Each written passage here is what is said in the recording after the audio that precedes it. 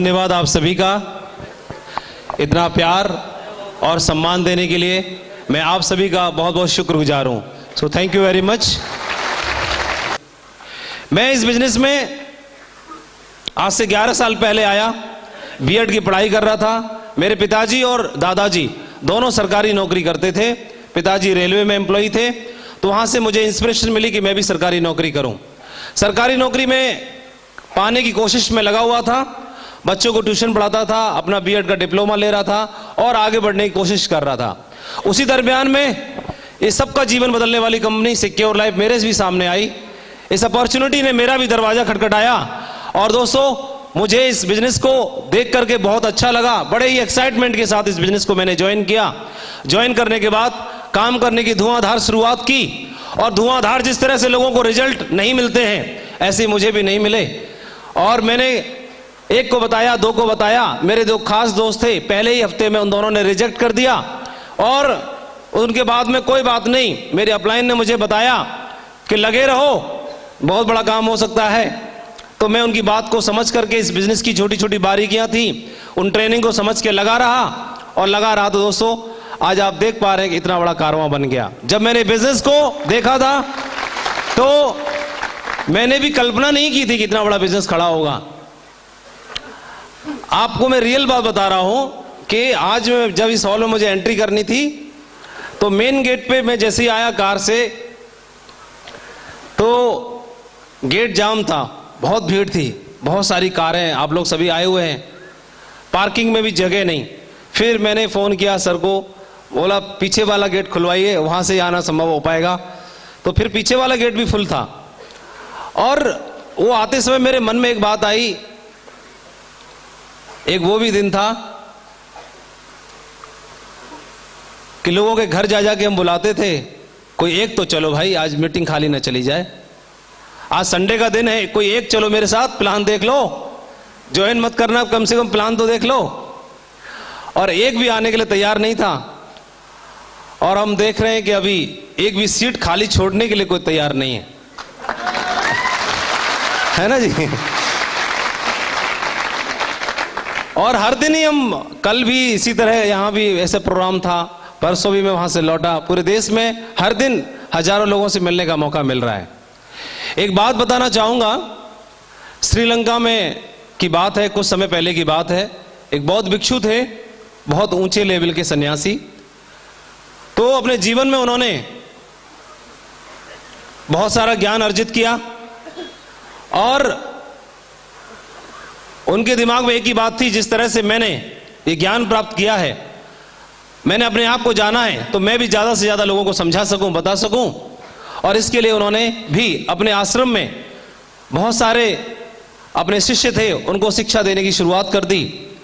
और करीब जीवन में 25 साल तक उन्होंने शिक्षा दी। और जीवन का उनको लगा कि मेरा अंतिम समय आ गया है, तो उन्होंने अपने सभी शिष्यों को बुलाया और बुलाने के बाद एक बात बोली कि मेरा निर्वाण प्राप्ति का समय आ गया, मोक्ष प्राप्ति का मेरा समय आ गया है।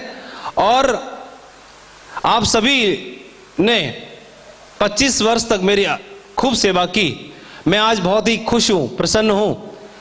और मैं चाहता हूं कि मैंने आपको जो ज्ञान तो दिया ही, लेकिन मैं चाहता हूं कि आप में से जो लोग भी इच्छुक हैं उनको मैं सीधा ज्ञान तो छोड़ो, सीधा मोक्ष ही प्राप्त करा देता हूं। मैं तो मोक्ष प्राप्ति के लिए जा रहा हूं। आज ही मैं मोक्ष प्राप्त कर रहा हूं। और आप में से जो जो चाहे, मैं आपको सबको डायरेक्ट मेरा हाथ पकड़ो और डायरेक्ट मैं आपको मोक्ष प्राप्ति करा देता हूं, लेके चलता हूं। तो गुरुजी ऐसे सोच रहे थे कि एक भी मानेगा नहीं, सारे मोक्ष प्राप्त करने के लिए पीछे पड़ेंगे। तो उसमें से किसी ने भी हाथ खड़ा नहीं किया। फिर एक चुपके से आधा हाथ खड़ा हुआ, बोला गुरुजी गलत मत समझ लेना, मैं मोक्ष प्राप्ति के लिए हाथ नहीं खड़ा किया, तो मैं मंत्र के लिए हाथ खड़ा किया, मंत्र दे दो।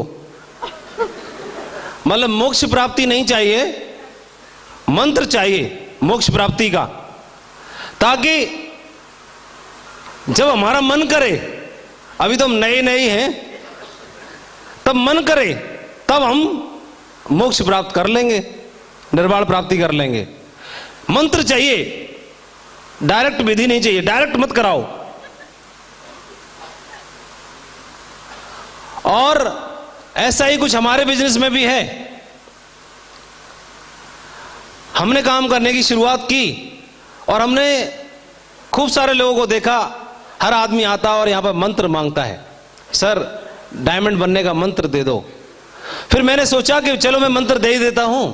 फिर मैंने पीछे दिमाग घुमाया, लेकिन मैं मंत्र दूं कैसे? मेरी अपलाइन ने तो मुझे भी मंत्र कोई दिया ही नहीं आज तक। मैं डायमंड बन गया लेकिन मंत्र मुझे मिला नहीं। और मैंने अपनी अपलाइनों को न तो मंत्र देते देखा और ना ही मंत्र लेते देखा, सीधा हाथ पकड़ के डायमंड बनाते हुए जरूर देखा। और दोस्तों यहां पर कोई भी मंत्र नहीं है डायमंड बनने का, सीधी विधि है। अपलाइन का हाथ पकड़ो और सीधे डायरेक्ट डायमंड बनो। तो डायरेक्ट डायमंड बनने के लिए तैयार है? डायरेक्ट डायमंड, मंत्र का कोई चक्कर नहीं। इस बिजनेस में पिछले 11 सालों में 2 मोटी मोटी बात मैंने सीखी।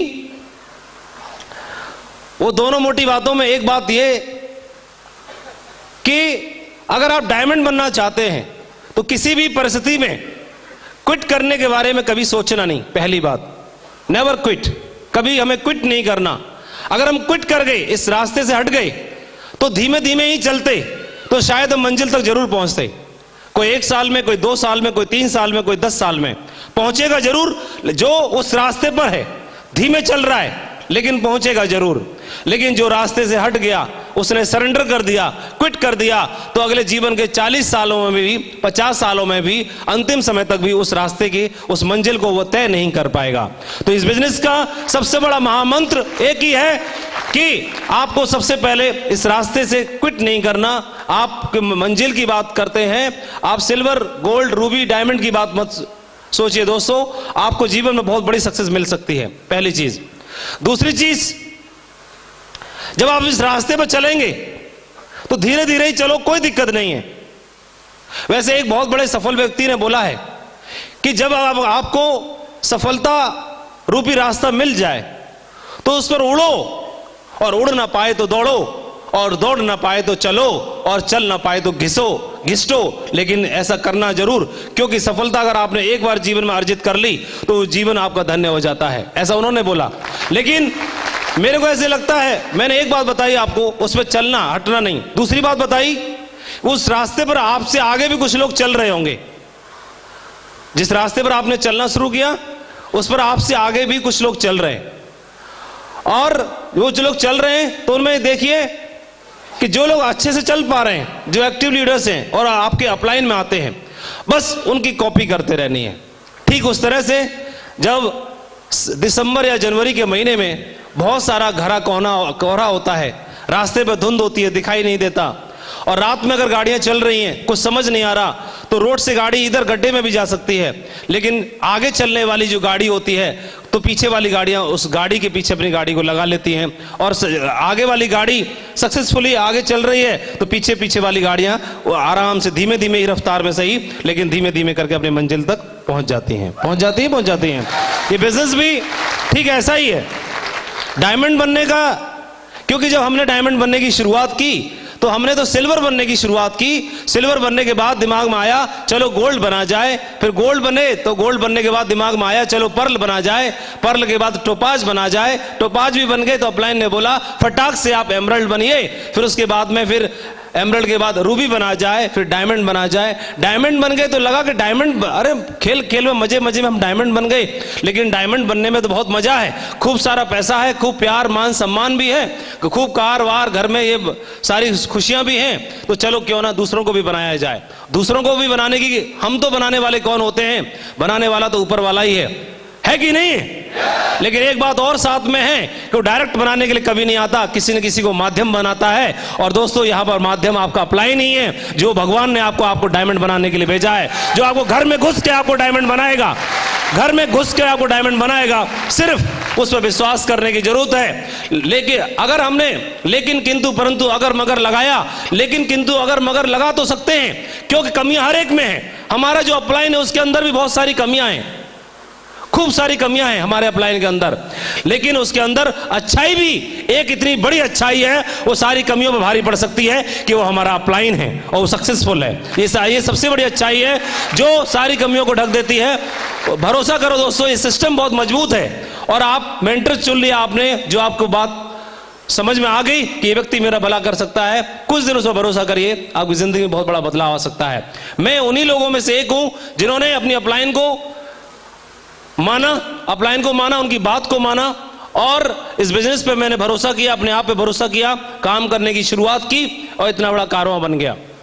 मैंने कभी नहीं सोचा था कि इतनी बड़ी सक्सेस, 2.5 लाख की टीम, इतने सारे डायमंड्स हमारे साथ में बन पाएंगे, लेकिन ये कारवां लगातार बढ़ता चला जा रहा है। दोस्तों, मैं एक चीज आपके साथ में जरूर शेयर करना चाहूंगा कि हम में से हर आदमी ने जो यहां पर बैठे हुए हैं, आपका बैकग्राउंड कैसा भी क्यों ना हो, आप नॉर्मल बैकग्राउंड के हैं, साधारण है, असाधारण है, बहुत पढ़े लिखे, कम पढ़े लिखे, हर तरह के एग्जाम्पल हमने हमारी टीम में ही देखे। मैंने अपने टीम के लोगों से, अपने टीम के लीडर्स को काम करते हुए देखा और उनसे ही बहुत कुछ सीखा। मुझे हर दिन मेरे टीम के लीडर ही ऐसा उदाहरण पेश करके दे देते हैं, उनसे ही मुझे ढेर सारी बातें सीखने का मौका मिलता है। आपके सामने प्रत्यक्ष उदाहरण है, रणवीर सिंह जी को आपने आज देखा सुना अपनी आंखों से, एक हैंडीकैप व्यक्ति इस बिजनेस में डायमंड बन के दिखा दिया। इससे बड़ा उदाहरण क्या हो सकता है, इससे बड़ी एग्जाम्पल क्या हो सकता है, जो अनपढ़ होने के बावजूद भी इसने बड़ी सक्सेस लेके दिखा दी। अपने बेटे को सफल बनाने के लिए वो जमीन बेचने की तो बात छोड़ो, वो तो किडनी भी बेचने के लिए तैयार है। हर हाल में तुम्हें सफल होना है। और ऐसा ही एक उदाहरण देखा मैंने खुद अपनी टीम में। मैंने जसवीर जी और उनके पिताजी को देखा, उनके बारे में सुना। जब जसवीर जी संघर्ष कर रहे थे, उन्हें बहुत बड़ी सफलता नहीं मिल रही थी, फाइनेंशियली भी उनको काफ़ी प्रॉब्लम आ रही थी। तो उस परेशानी के दौर में सबसे ज़्यादा अगर कोई व्यक्ति काम आया तो शायद अपलाइन नहीं आया, उनके अपलाइन उस समय बने उनके पिताजी। उनके पिताजी ने हमेशा उनको मोटिवेट किया कि अगर खेत बेचने पड़े तो हम खेत बेच देंगे, लेकिन तुमको डायमंड बनना है। सिर्फ एक ही बात बोलते थे और इस बात से शायद वो इनकरेज हुए और इस बात से एनकरेज होने की वजह से उनके पिताजी, आज जसवीर जी ने जितनी बड़ी सक्सेस ली है, मैं सोचता हूं कि उसमें सबसे ज्यादा क्रेडिट वो सक्सेस का किसी को जाता है तो उनके पिताजी को जाता है। तो मैं चाहूंगा उनके पिताजी के लिए जोरदार तालियां जरूर होनी चाहिए। मैं आप लोगों से एक प्रश्न करना चाहता हूं कि आप बताइए, एक आदमी अपने बेटे के रूप में अपने भाई को, अपने बच्चों को हर हाल में सफल बनाने के लिए किडनी भी बेचने के लिए तैयार है, सफलता चाहने के लिए वो खेत भी बेचने के लिए तैयार है। उन्होंने बोला भी कि है तो मेरे पिताजी ने मुझे दी, मेरे मरने के बाद मैं इसको दूंगा, तो मरने के बाद क्यों ना दूं, जिंदे पे ही दे देता हूं।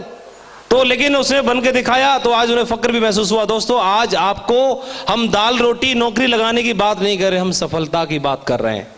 आपको सफलता हासिल करने की बात कर रहे हैं, सक्सेसफुल बनने की बात कर रहे हैं। इस दुनिया में विरले लोग होते हैं जिनको सफलता मिलती है और विरले लोग होते हैं जिनको सफलता दिलाने में कोई व्यक्ति मदद करता है। यहां तो हर व्यक्ति आपको घर में घुस के मदद करता है आपको सफल बनाने के लिए। ऐसे बिजनेस में आपने जाने अनजाने में कदम रख दिया है दोस्तों।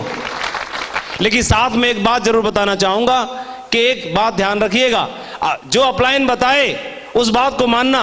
लेकिन कई लोग क्या करते हैं, जितना खुद को अच्छा लगता है उतनी बात मानते हैं। एक बार की बात है, मुल्ला नसरुद्दीन जी का नाम आपने सुना होगा। तो मुल्ला नसरुद्दीन बैठ के शराब पी रहे थे, उनके दोस्त सामने थे। उन्होंने बोला, अरे मुल्ला जी, नसरुद्दीन जी, आप शराब क्यों पी रहे हो, आप तो कुरान शरीफ पढ़ते हो, तो कुरान में साफ मना लिखा है। तो नसरुद्दीन बोले कि नहीं नहीं, जो कुरान में लिखा है मैं वही अमल कर रहा हूं। बोले यही बात तो गलत है, वो कुरान में लिखा है पी, तो ये जितनी पीनी है पी, इसलिए मैं पी रहा हूं। तो तुरंत उन्होंने, उनके दोस्त ने बात बोली, नहीं नहीं नहीं नहीं, उसके आगे भी लिखा है, आप आधी बात बोल रहे हो। उसके आगे लिखा है कि अगर पिएगा तो तुझे घोर नरक की अग्नि में जाना पड़ेगा, सड़ना पड़ेगा। तो तुरंत बोले मुल्ला नसरुद्दीन कि सारी कुरान शरीफ मैं ही अमल कर लूं। मतलब एक बात बता, मतलब अरे हर आदमी की अपनी अपनी कैपेसिटी होती है कि नहीं? तो जितनी मेरी है उतनी मैं कर रहा हूं, बाकी तुम कर लो। तो ऐसे ही कई सारे रहते हैं, वो अपने अपने हिसाब से मजे ले लेते हैं और बोला अपलाइन की ये वाली बात मानूंगा और ये वाली नहीं मानूंगा। अरे माननी तो पूरी माननी है भाई, तो पूरी मानने के लिए तैयार है। जो सिस्टम पर खरी उतरती है उसे तो मानना ही है। ठीक है जी दोस्तों, आप में से मैं एक बात और जानना चाहूंगा, कुछ लोग ऐसे भी बैठे हैं जिन्होंने इस बिजनेस को ज्वाइन नहीं किया, पहली बार आए हैं। प्लीज जानना चाहूंगा कितने ऐसे लोग हैं? कुछ लोग हैं। तो ऐसे में एक बात और जानना चाह रहा था, ऊपर वाले में विश्वास करते हैं आप लोग? कितने? कम लोग करते हैं। इधर से 3-4 आवाज आ रही है बस, बाकी नहीं करते। इधर वाले करते हैं। तो जिसमें विश्वास करते हैं हालांकि बगैर देखे, तो उसको देखने का मौका मिल जाए तो देख लेना चाहिए, नहीं देख लेना चाहिए? ऐसे ही यहां पर ऐसे बताया था, डायमंड लोग जो हैं एक टॉप मुकाम पर पहुंचने के बाद में एक रॉयल्टी मिलती है 2 लाख रुपए की। तो ऐसे सुना आप लोगों ने? कितनों को विश्वास है मिलता होगा? इतना तो भगवान में भी विश्वास वाले भी हाथ खड़े हुए थे। इस पे ज्यादा विश्वास है 2 लाख वाले पे। चलो बढ़िया है। तो जो नए लोग आए हुए हैं, 5 लोग उधर से, 5 लोग इधर से और 5 लोग इधर से, 3 लाइन है। एक सेकंड के अंदर फटाफट दौड़ के आ जाओ। हाँ बताओ। 1,79,941 रुपए। ये क्या दोस्तों, आपको बोलने वाले बहुत मिल जाएंगे, खोल के दिखाने वाले कोई कोई मिलता है। सिक्योर लाइफ का एडवाइजर वो भी दिखा सकता है खोल के अपना अकाउंट, बैंक अकाउंट, बाकी किसी के बस की बात नहीं है। अभी आपके सामने खुला रास्ता है कि आप यहां से 8 लाख रुपए को अगर 30 के दिन से अगर भाग लगाते हैं तो एक दिन का 26,666 निकल के आता है। कितना आता है? 26,666। राउंड फिगर में भी ले लिया जाए तो 24 घंटे में 24,000, मतलब बाथरूम में गर्म पानी से नहाने के लिए घुसे और 1 घंटा नहाए तो अकाउंट में 1,000 जमा हो जाता है। मेरे दोस्त, ऐसे बिजनेस में हम ज्वाइन हो गए हैं। और अगर कैटरीना कैफ की कोई नई पिक्चर लगी और पिक्चर देखने का मूड हुआ तो पिक्चर देखने के लिए घुसे और 3 घंटे बाद पिक्चर देख के बाहर निकले तो दुनिया का पैसा खर्च होता है, लेकिन डायमंड 3,000 रुपए कमा के निकलता है। मेरे दोस्त, इस बिजनेस में आपने ज्वाइन किया है तो इसके लिए सिर्फ कुछ दिन का कोटा है। कोटा ये है, कुछ लोग मजाक उड़ाएंगे तो आने वाले टाइम में मजाक उड़ाने वाले मजाक बन जाएंगे। डायमंड बन के दिखा दो कुछ दिन। और कुछ लोग ताना मारेंगे, तुम ही बन के दिखा दो, कुछ होता कुछ भी नहीं है, बेकार की बातें हैं, भाग जाएगी। मैंने जब ज्वाइन किया मेरे को भाग जाएगी, तो मैंने सोचा अब भागेगी, अब भागेगी, अब भागे। 15 साल हो गए अभी तक तो भागी नहीं रही भाई। गलत कंपनी में ज्वाइन कर लिया हमने, गलत में। हम तो सोचे अब भागेगी, अब भागेगी, अब भागेगी। हमको जनरल नॉलेज कम थी, इसलिए टिकने वाले में आ गए। और बधाई हो, आपकी भी जनरल नॉलेज कम है, आप भी बगैर भागने वाली में आ गए हो, टिकने वाली में आ गए हो, ये भागने वाली नहीं हो। ठीक है जी, 2 बात। और तीसरी बात और फाइनल, कि आपने जिस बिजनेस को ज्वाइन किया है तो इस बिजनेस को ज्वाइन नहीं किया आपने, छेड़ दिया है, छेड़ दिया। और अगर आपने छेड़ने के बाद इसे छोड़ दिया तो जमाना आपको छेड़े बिना चैन नहीं लेगा, वो छेड़ेगा, हर दिन छेड़ेगा। और तो दोस्त, छोड़ना मत, छोड़ना मत, ठीक है? डायमंड बन के दिखा दीजिए एक बार। आपके पूरे लीडर्स, ये सिस्टम, ये कंपनी आपके साथ में है, हम आपके साथ में हैं। हमारी बहुत सारी शुभकामनाएं आप सभी को। आज आप रणवीर जी की डायमंडशिप के ऐतिहासिक दिन के साक्षी बने। दोस्तों, मुझे पूरा भरोसा है आप यहां से एक चिंगारी लेके जा रहे हैं, इसको धधकने दीजिए, खूब सारी आग दीजिए और ये बन जाएगी ज्वाला और अच्छे अच्छे लोगों के मुंह पर एक दिन लग जाएगा ताला, जैसा हमारे जसवीर जी बोलते हैं। मेरी शुभकामनाएं। Thank you very much. Wish you all the best and go diamond.